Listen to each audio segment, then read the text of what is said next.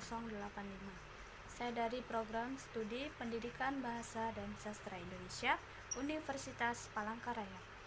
Oke, video kali ini saya akan memaparkan sebuah materi tentang drama sebagai karya sastra untuk memenuhi salah satu tugas mata kuliah pementasan drama. Selamat menyaksikan. Masuk ke materi, di mana poin pertama, drama dan konflik kehidupan.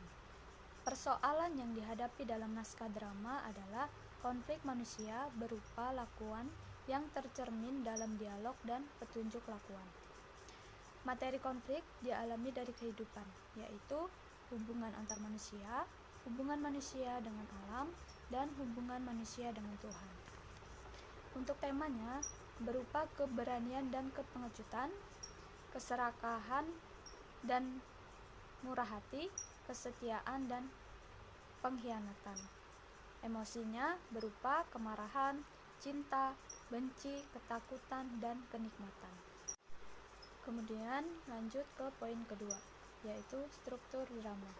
Menurut Waluyo, pada tahun 2001, pada bukunya pada halaman 6-30, struktur drama terdiri dari penokohan dan perwatakan, plot atau kerangka cerita, dialog, setting, tema, amanat, petunjuk teknis, dan terakhir, drama sebagai interpretasi kehidupan.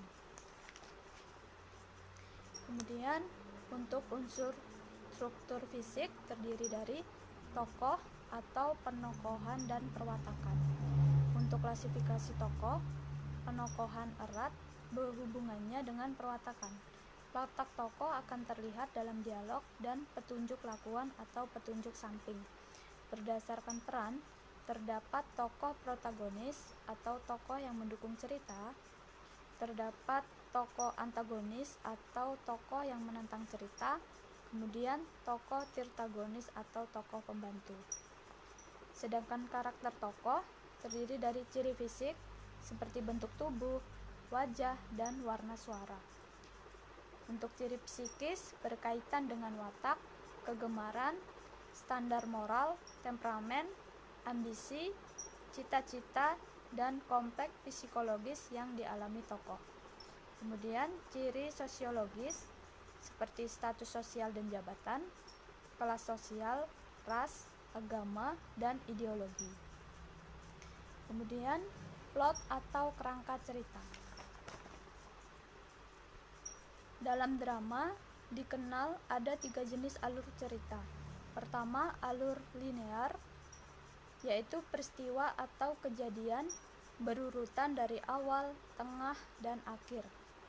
Kedua, alur mundur atau flashback, diawali dengan akhir cerita atau penyelesaian. Baru kemudian dirunut peristiwanya, mengapa hal itu terjadi.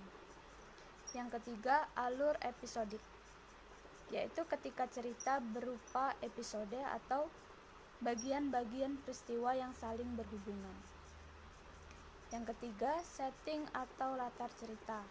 Setting atau tempat kejadian berkait juga dengan waktu atau pagi, siang, sore, atau malam hari, dan suasana atau sedih, senang, terharu, dan lain-lain.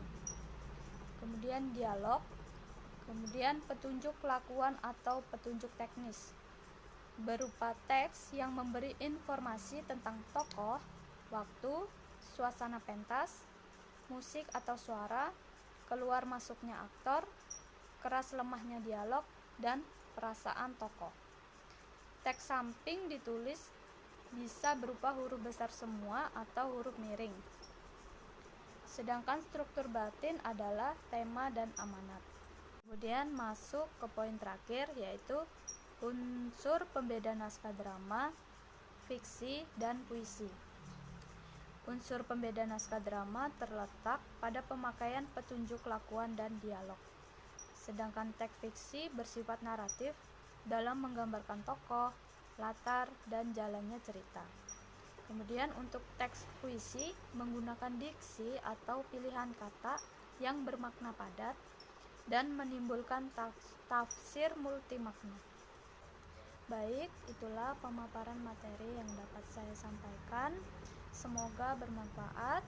Sekian. Sekian dan terima kasih.